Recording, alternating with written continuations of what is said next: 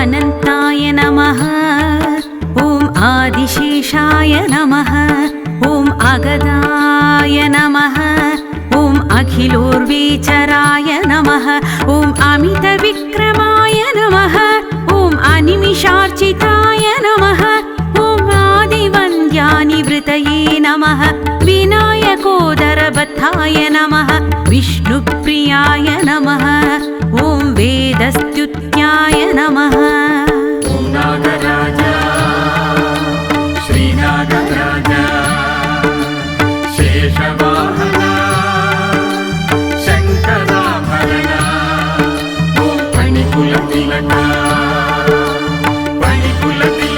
पापविमोचक नागदेवतवे फणिकुलतिलक पापविमोचक नागदेवतवे मानागदेवतवे मानागदेवतवे। ॐ विहितधर्माय नमः। ॐ विषधराय नमः। ॐ शेषाय नमः। ॐ शत्रुसूदनाय नमः। ॐ अशेषफणाय नमः। ॐ मण्डलमण्डिताय नमः। ॐ अप्रतिहतानुग्रहदायये अमिताचाराय नमः।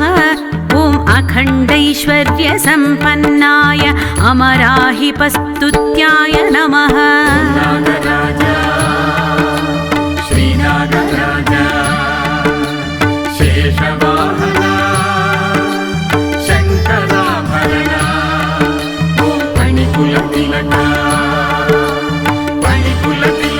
पापविमोचक नागदेवतवे फणिकुलतिलक पापविमोचक नागदेवतवे मानागदेवतवे मानागदेवतवे। ॐ अघोररूपाय नमः। ॐ व्यालव्याय नमः। ॐ वासुकाये नमः। ॐ वरप्रदायकाय नमः। ॐ वनचराय नमः। ॐ वंशवर्धनाय नमः। ॐ वासुदेवशयनाय ॐ वटवृक्षार्चिताय नमः। ॐ विप्रवेशधारिणे नमः। ॐ त्वरितागमनाय नमः। ॐ नागराजा श्रीनागराजा शेषवाहना शङ्कराभरणा ॐ फणिकुलतिलक पापविमोचक नागदेवतवे फणिकुलतिलक पापविमोचक नागदेवतवे मानागदेवतवे मानागदेवतवे। ॐ तमोरूपाय नमः। ॐ दर्पिकाराय नमः। ॐ धरणीधराय नमः। ॐ कश्यपात्मजाय नमः। ॐ कालरूपाय नमः। ॐ युगाधिपाय नमः। ॐ युगन्धराय नमः। ॐ रश्मिवन्ताय नमः। ॐ रम्यगात्राय नमः। ॐ केशवप्रियाय नमः। ॐ नागराजा श्रीनागराजा शेषवाहना शङ्कराभरणा ॐ फणिकुलतिलक पापविमोचक नागदेवतवे फणिकुलतिलक पापविमोचक नागदेवतवे मानागदेवतवे मानागदेवतवे। ॐ विश्वम्भराय नमः। ॐ शङ्कराभरणाय नमः। ॐ शङ्खपालाय नमः। ॐ शम्भुप्रियाय नमः। ॐ षडाननाय नमः। ॐ पञ्चशिरसे नमः। ॐ पापनाशाय नमः। ॐ प्रमदाय नमः। ॐ प्रचण्डाय नमः। ॐ भक्तिवश्याय नमः। ॐ नागराजा श्रीनागराजा शेषवाहना शङ्कराभरणा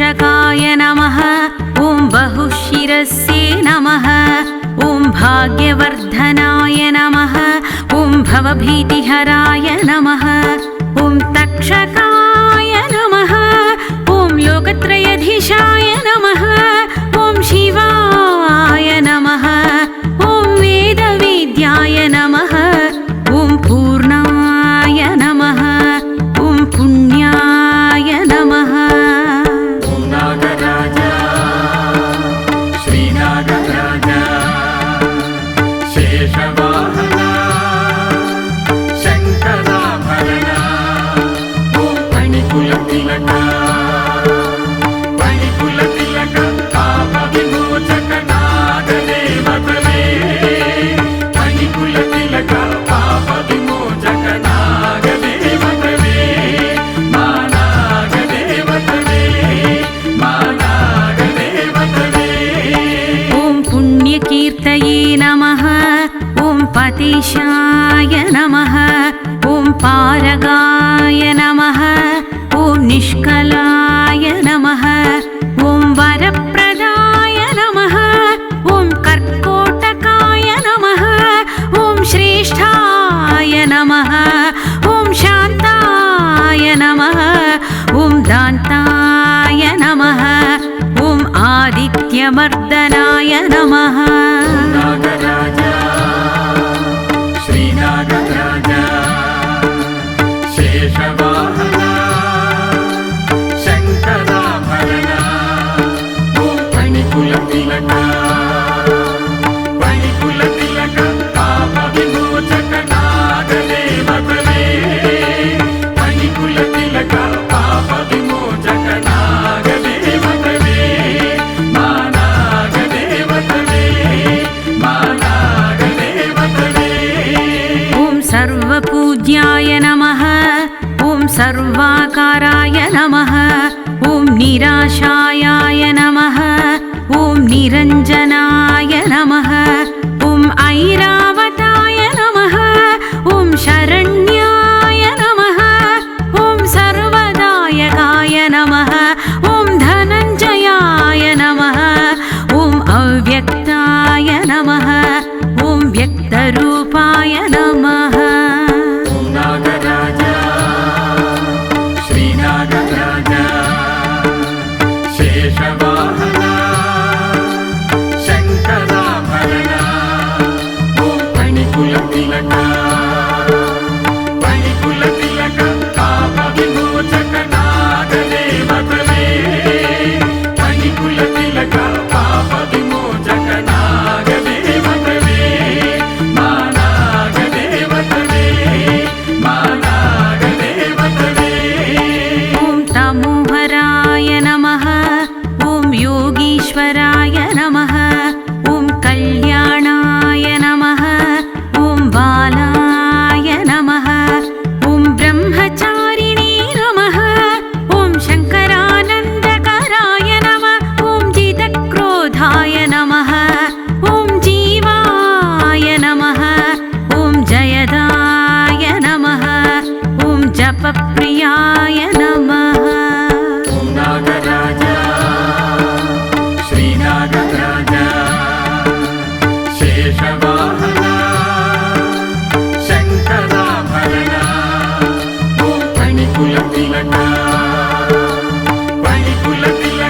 पापविमोचक नागदेवतवे फणिकुलतिलक पापविमोचक नागदेवतवे मा नागदेवतवे मा नागदेवतवे ॐ विश्वरूपाय नमः ॐ विधिस्तुताय नमः ॐ विधीन्द्रशिवसंस्तुताय नमः श्रेयप्रदाय नमः ॐ प्राणदाय नमः ॐ विष्णुतल्पाय नमः ॐ गुप्ताय नमः ॐ गुप्ताधराय नमः ॐ रक्तवस्त्राय नमः ॐ रक्तभूषाय नमः ॐ नागराजा श्रीनागराजा शेषवाहना शङ्कराभरणा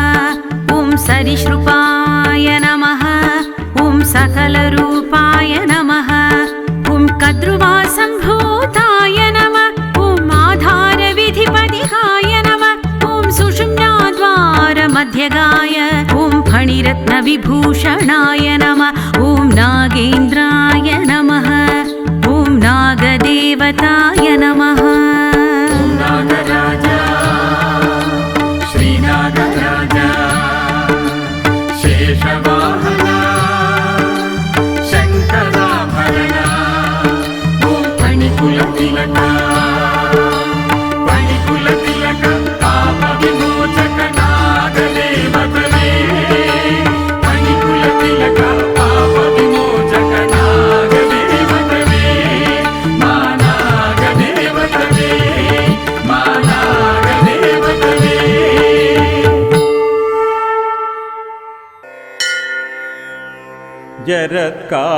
जरत्कारुजरद्गौरी मानसा सिद्धयोगिनी वैष्णवी नागभगिनी शैवी नागेश्वरी तथा जरत्कारुप्रियास्तिका माता विषहरेति च महाज्ञानयुता चैव सा देवी विश्वपूजिता अनन्तो वासुकी शेषः पद्मनाभश्च कम्बळः शङ्खपालो धार्तराष्ट्र स्तक्षको कालियस्तथा एतानि नवनामानि नागानां च महात्मनां तस्मिन् विषभयं नास्ति सर्वत्र विजयी भवेत्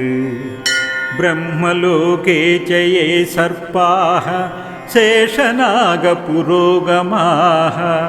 नमोऽस्तु तेभ्यं सुप्रीताः प्रसन्ना सन्तु मे सदा विष्णुलोके च ये सर्पाः वासुकी प्रमुखाश्च ये नमोऽस्तु तेभ्यः सुप्रीताः प्रसन्ना सन्तु मे सदा रुद्रलोके ये सर्पाः तक्षकप्रमुखास्तथा नमोऽस्तु तेभ्यः सुप्रीताः प्रसन्ना सन्तु मे सदा काण्डवस्य तथा दाहे स्वर्गं ये च समाश्रिताः नमोऽस्तु तेभ्यः सुप्रीताः प्रसन्ना सन्तु मे सदा सर्पसत्रे च ये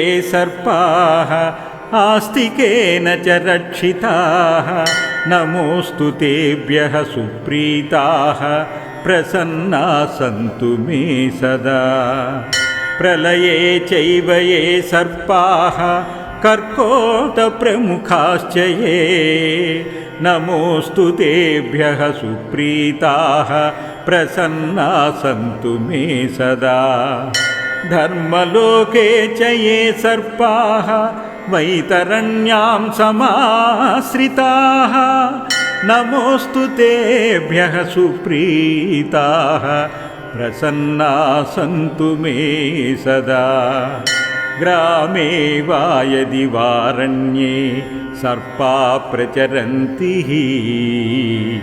नमोऽस्तु तेभ्यः सुप्रीताः प्रसन्ना सन्तु मे सदा पृथिव्यां चैव ये सर्पाः ये सर्पबिलसंस्थिताः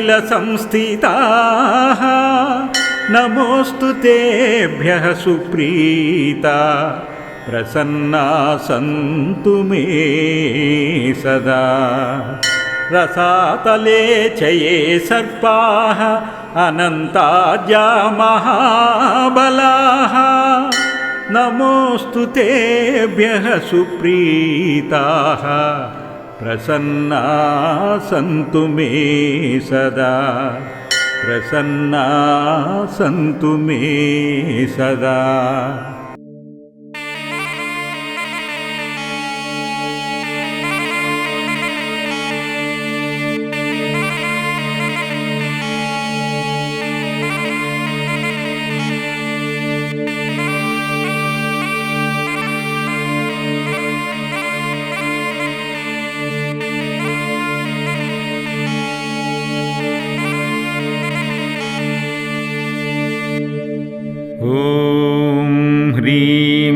अनन्ताय नागाधिपतये अश्वतरनामधेयाय श्वेतवर्णाय अतलादिसप्तलोकेश्वराय चक्रहस्ताय गरुडवाहनाय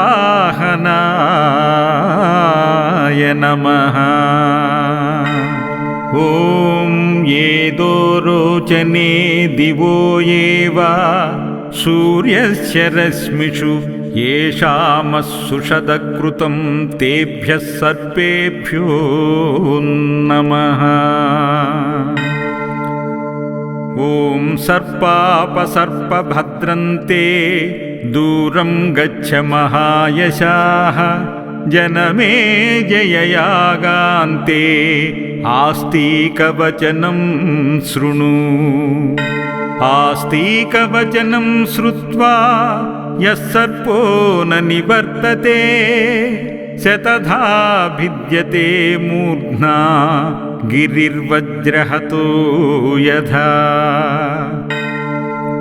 ॐ एतत्सर्पः शिवकण्ठभूषः लोकोपकाराय भुवं वहन्तः भूतैः समेतः मणिभूषताङ्गः गृहाणपूजां परमं नमो नमः। कल्याणरूपं पणिराजमार्गं नानाफणामण्डलराजमानम् भक्त्यैकगम्यं जनताशरण्यं यजाम्यहं स्वकुलाभिवृद्धये। ॐ अश्वतरनागाय विद्महे अनन्तनामधेयाय धीमहि तन्नः सर्पव्यापकः प्रचोदयात्। ॐ नवकुलाय विद्महे विषदन्ताय धीमहि तन्नः सर्पः प्रचोदयात्। ॐ नमस्तु सर्पेभ्यो ये के च पृथिवीमनु येऽन्तरिक्षे ये दिवि तेभ्यः सर्पेभ्यो नमः। ॐ सर्वे नागाः प्रियतां ये केचित् पृथिवीतले ये च हेलिमरीचिस्थाये अन्तरे दिवि संस्थिताः ये नदीषु महानागाः ये सरस्वतीगामिनः ये च वापि तडागेषु सर्वेषु वै नमः। ब्रह्मलोके च ये सर्पाः शेषनागपुरोगमः नमोऽस्तु तेभ्यः सुप्रीताः प्रसन्ना सन्तु मे सदा। विष्णुलोके च ये सर्पाः वासुकी प्रमुखाश्च ये नमोऽस्तु तेभ्यः सुप्रीताः प्रसन्ना सन्तु मे सदा। रुद्रलोके च ये सर्पाः तक्षकप्रमुखस्तथा नमोऽस्तु तेभ्यः सुप्रीताः प्रसन्नाः सन्तु मे सदा। खाण्डवस्य तथा दाहे स्वर्गं ये च समाश्रिताः नमोऽस्तु तेभ्यः सुप्रीता प्रसन्ना सन्तु मे सदा। सर्पसत्रे च ये सर्पाः आस्तिकेने च रक्षिताः नमोऽस्तु तेभ्यः सुप्रीताः प्रसन्ना सन्तु मे सदा। प्रलये चैव ये सर्पाः कर्कोटकप्रमुखाश्चये नमोऽस्तु तेभ्यः सुप्रीताः प्रसन्नाः सन्तु मे सदा। धर्मलोके च ये सर्पाः वै अरण्यां समाश्रिताः नमोऽस्तु तेभ्यः सुप्रीताः प्रसन्नाः सन्तु मे सदा।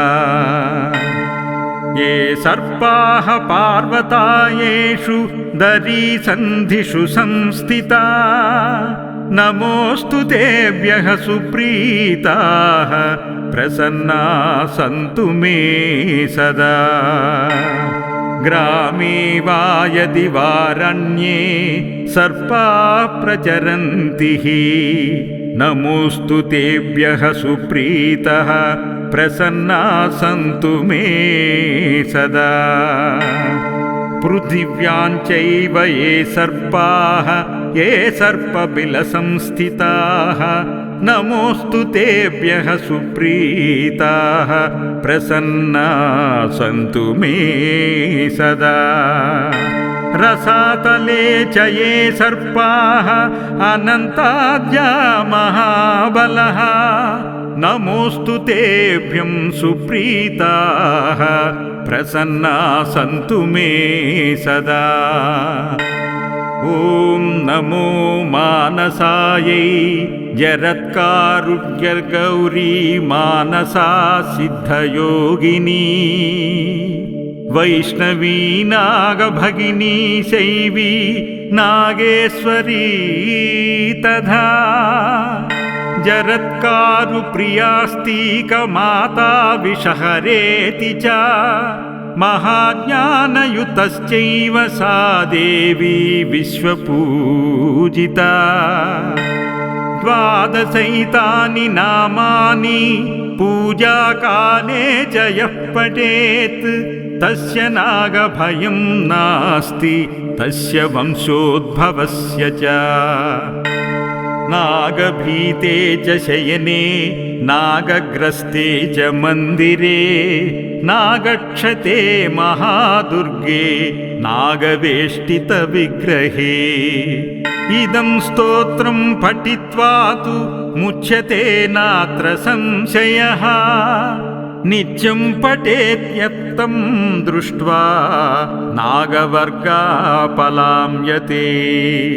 नागौधं भूषणं कृत्वा स भवेत् नागवाहनाः नागासनो नागतल्पो महासिद्धो भवेन्नरः। ॐ ह्रीं तत्कारिणी मत्कारिणी विषहारिणी विषरूपिणी विषंहना इन्द्रस्य वज्रेण समः। ॐ आं ह्रीं क्रों काक कंक गृध्रोलुका सर्पवृच्छिकादिमहाविषं निर्विषं कुरु कुरु हूं पट् स्वाहा।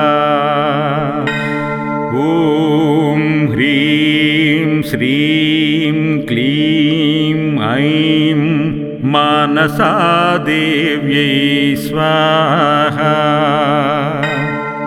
ॐ हंसः ॐ कुरुकुल्ले फट् स्वाहा। ॐ सुवर्णरेखे कुक्कुटविग्रहरूपिणी स्वाहा। अनन्तं वासुकिं शेषं पद्मनाभं च कम्बलं शङ्खपालं धृतराष्ट्रं तक्षकं काळियं तथा। एतानि नवनामानि नागानां च महात्मनां सन्तानं प्राप्यते सूनं सन्तानस्य च रक्षकाः। सर्वबाधा विनिर्मुक्ता सर्वत्र विजयी भवेत् सुपर्णं वैनतेयं च नागारिं नागभूषणम् जैवातृकं विशारिं च अजितं विश्वरूपिणीं गरुत्मन्तं खगश्रेष्ठं तार्क्ष्यं कश्यपनन्दनम् एतानि 12 नामानि गरुडं च महात्मना विषात् नास्ति भयं तस्य सर्वत्र विजयी भवेत्। ॐ क्षिपकृशानुभार्या स्वाहा। ॐ श्रीं क्षौं श्रीं गरुडप्रभञ्जय प्रभञ्जय प्रमोदय प्रमोदय वित्राशय वित्राशय स्वाहा। हुं उग्ररूपधर सर्पविषहरं भीषय भीषय सर्वं दह दह भस्मीकुरु भस्मीकुरु स्वाहा। ॐ पक्षि स्वाहा। ॐ ह्रीं ह्रौं ह्रीं भिरुण्डायै स्वाहा। ॐ जूं सूं हूं फट्। ॐ आं आस्तिकमहाऋषये नमः।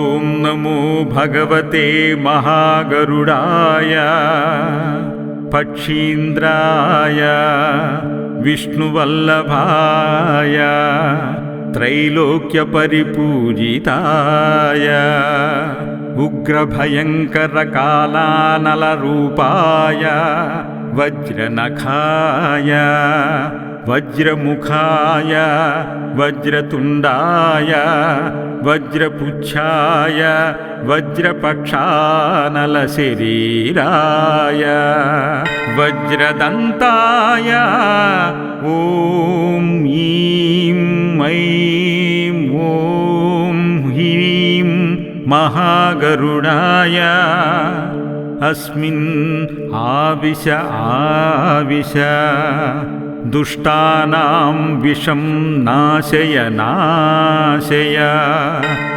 प्रलोकानां विषं दारय दारय सर्पविषं नाशय नाशय हन हन दह भस्मीकुरु स्वाहा। ॐ नमो अष्टकुलनागभूषणाय शोणितलिप्ताङ्गाय सप्तपातालवासिने जगद्विष्णोद्धरणाय महाशैलविशालगोत्राय अरुणारुणरुचये पुरुषोत्तमवाहनाय विनतानन्दकराय त्रैलोक्य विक्षोभणकारणाय देवदानवगन्धर्वमदमदनाय हन हन विघ्ननाशाय नमः। नमस्ते वैनतेय नमस्ते विहगाधिप पन्नगेश नमस्तेस्तु नमस्ते गरुडाय च। वन्दे पतत्रिणां श्रेष्ठ विनीतानन्दवर्धनं नागान्तकं महाशौर्यं गरुडं विष्णुवाहनम्। तुष्टये पुष्टये चैव सर्वशत्रुजयाय च अपमृत्युजयार्धाय वैनतेय प्रसीद।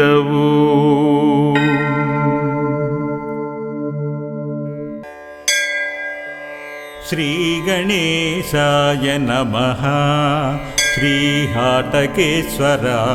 नमः आरक्तेन शरीरेण रक्तान्तायतलोचनः महाभोगो कृताटोपः शङ्खाब्जकृतलाञ्छनः अनन्तो नागराजेन्द्रः शिवपादार्चने रतः महापापविषं हत्वा शान्तिमाशु करोतु मे सुश्वेतेन तु देहेन सुश्वेतोत्पलशेखरः चारुभोगकृताटोपो हारचारुविभूषणः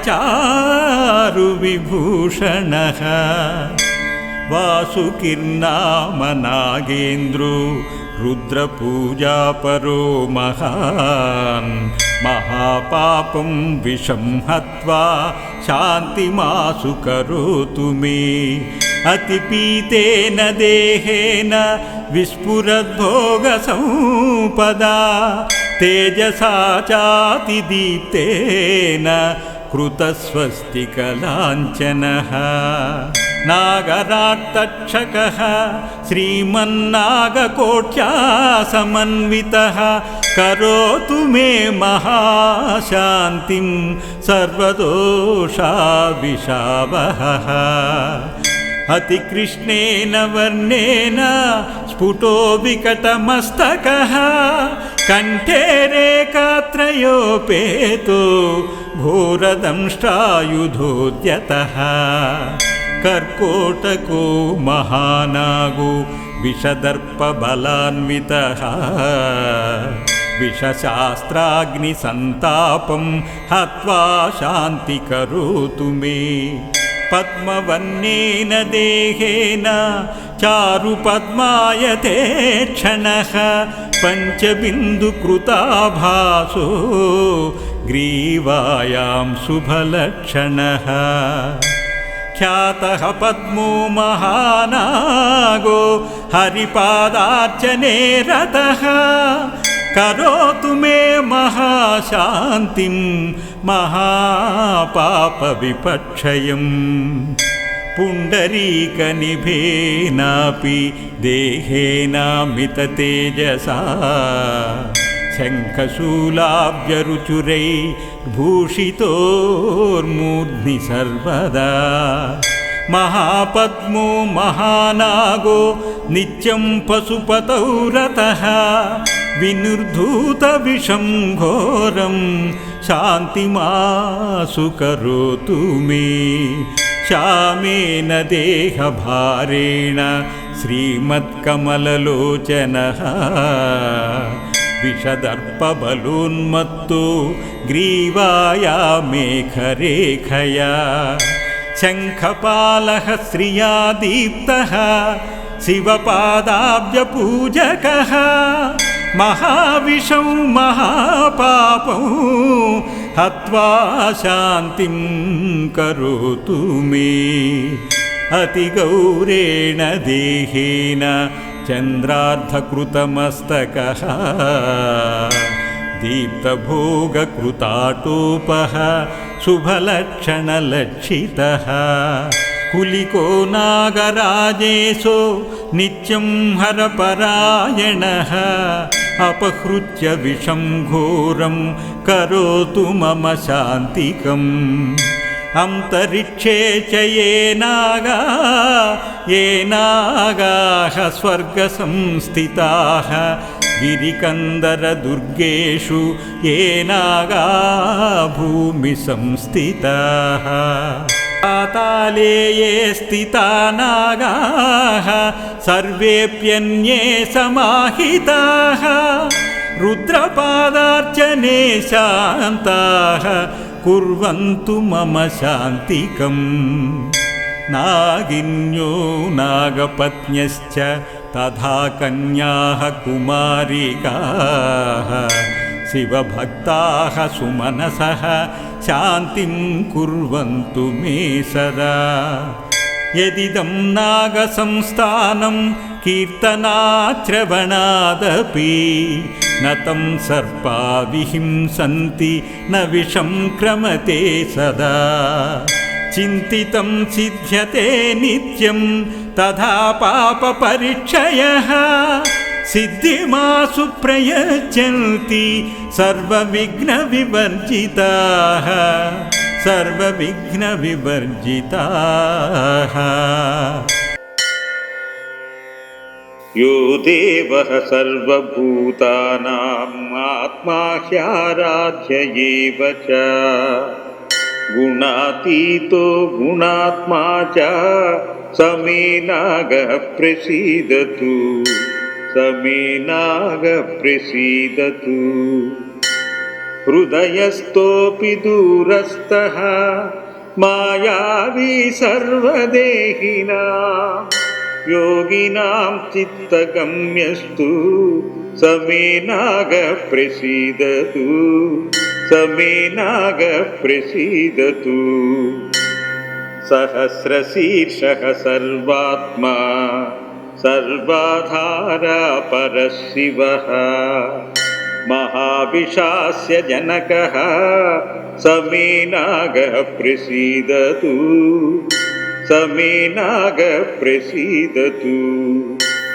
कात्रवेयो महासत्त्वः कालकूटमुखाम्बुजः सर्वाभीष्टप्रदो देवः समे नागः प्रसीदतु समे नागः प्रसीदतु पातालनिलयो देवः पद्मनाभः सुखप्रदः सर्वाभीष्टप्रदो यस्तु समे नागः प्रसीदतु समे नागः प्रसीदतु नागनारीरतो दक्षो नारदादिसुपूजितः सर्वारिष्टहरो यस्तु समे नागः प्रसीदतु समे नागः प्रसीदतु पृदाकुदेव सर्वात्मा सर्वशास्त्रार्थपारगः प्रारब्धपापहन्ता च समे नागः प्रसीदतु समे नागः प्रसीदतु लक्ष्मीपते सम्पर्यङ्कः शम्भो सर्वाङ्गभूषणः यो देवः पुत्रदो नित्यं समे नागः प्रसीदतु समे नागः प्रसीदतु पणीशः परमोदारः शापपापनिवारकः सर्वपापहरो यस्तु समे नागः प्रसीदतु समे नागः प्रसीदतु सर्वमङ्गलदो नित्यं सुखदो भुजगेश्वरः यशः कीर्तिं च विपुलां श्रियमायुः प्रयच्छतु श्रियमायुः प्रयच्छतु मनोवाकायजनितं जन्मजन्मान्तरार्जितं यत्पापं नागदेवेश विलयं यातु सम्प्रति विलयं यातु सम्प्रति निरोगं देहपुष्टिं च सर्ववश्यौधनागमं पशुधन्याभिवृद्धिं च यशोवृद्धिं च शाश्वतम् निरोगं देहपुष्टिं च सर्ववश्यौधनागमं पशुधान्याभिवृद्धिं च यशोवृद्धिं च शाश्वतम् यशोवृद्धिं च शाश्वतम् परवाक्संविनी विद्यां वाग्वित्वं सूक्ष्मबुद्धितं पुत्रं वशङ्करं श्रेष्ठं देहि मे भक्तवत्सला परव्याक्संविनीं विद्यां वाग्मित्वं सूक्ष्मबुद्धितां पुत्रं वशङ्करं श्रेष्ठं देहि मे भक्तवत्सला देहि मे भक्तवत्सला। ब्रह्मलोके च सर्पः शेषनागपुरोगमः नमोऽस्तु तेभ्यः सुप्रीताः प्रसन्नानन्त मे सदा।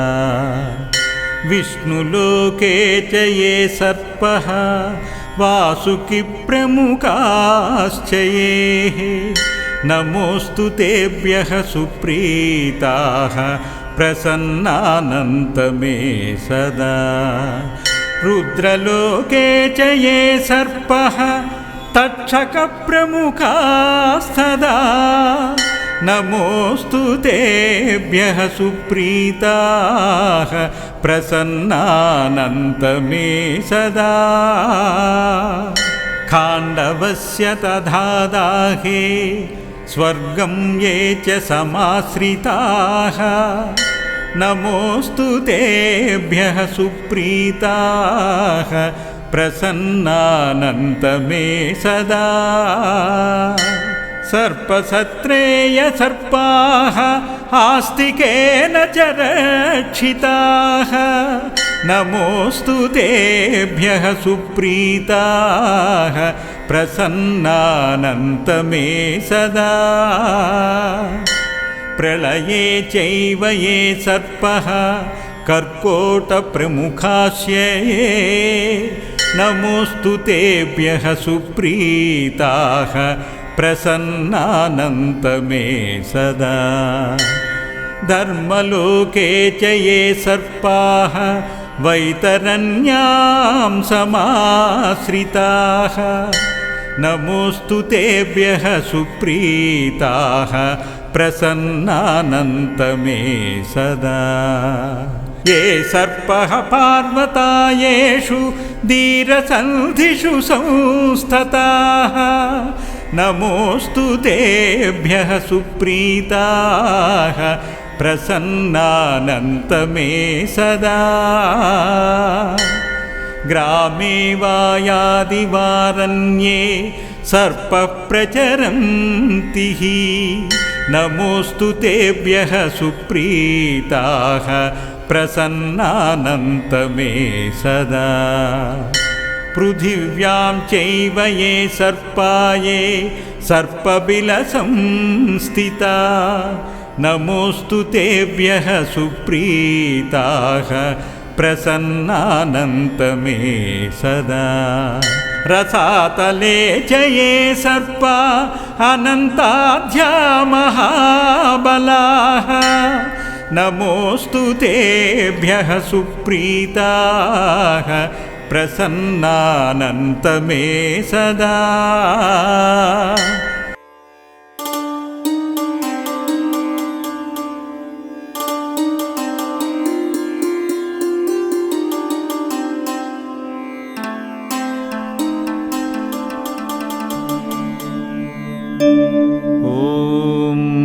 अमीवः वास्तोष्पते विश्वरूपाण्या विसन् सुखासु सेवयेदिना यदर्जुनसारमे यदत पिशङ्ग यच्च सेवी व्रभ्राजन्त ऋषय उपस्रक्वेषु बप्सतो निशस्वपा स्तेनां रायसारमेय तस्करं वा पुनः सरस्तोत्रु निद्रं शरायसखि मस्मान्दुश्चुनायसे निशस्वपा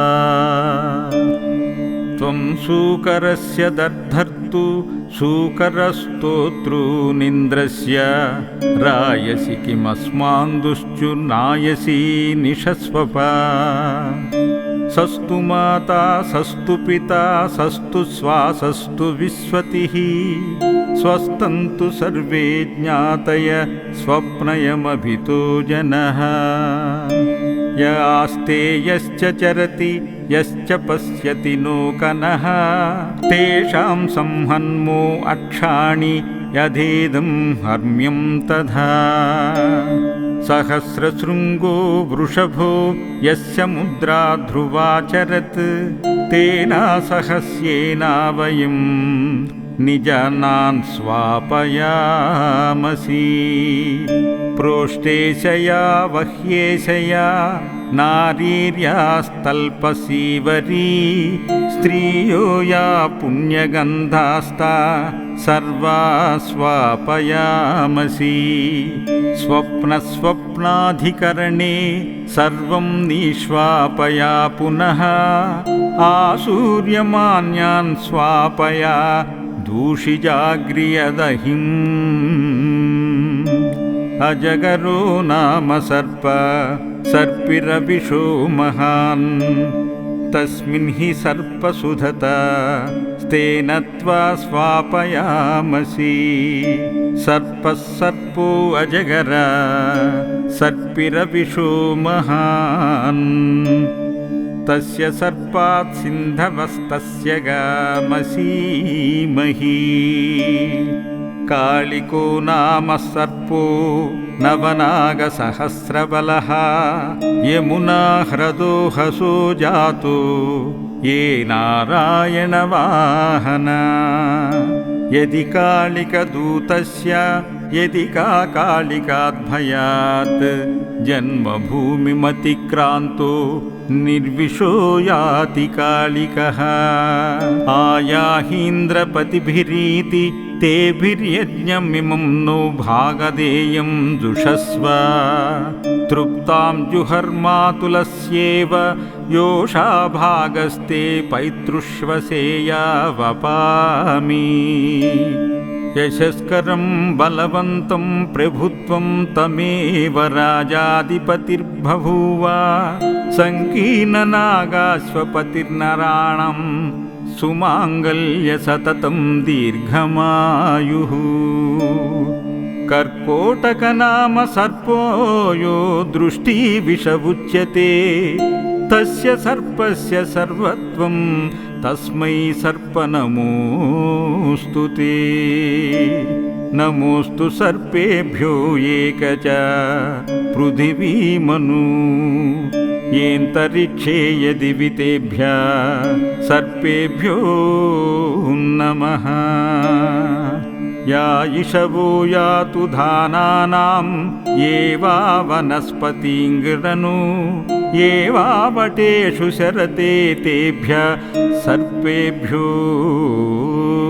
नमः ये वाधो रोचने दिवो ये वा सूर्यस्य रश्मिषु ये चाप्यप्सु सदकृतं तेभ्यः सर्पेभ्यो नमः नर्मदायै नमः प्रातर्नर्मदायै नमो निशि नमोऽस्तु नर्मदे तुभ्यं त्राहि मां विषसर्पधम् सर्पापसर्पभद्रन्ते दूरं गच्छ महायशः जनमे जययागान्ते आस्तिकवचनं स्मरन् आस्तिकवचनं श्रुत्वा यः सर्पो न निवर्तते स तदा विद्यते मूर्ध्ना गिरिर्वज्रहतो यथा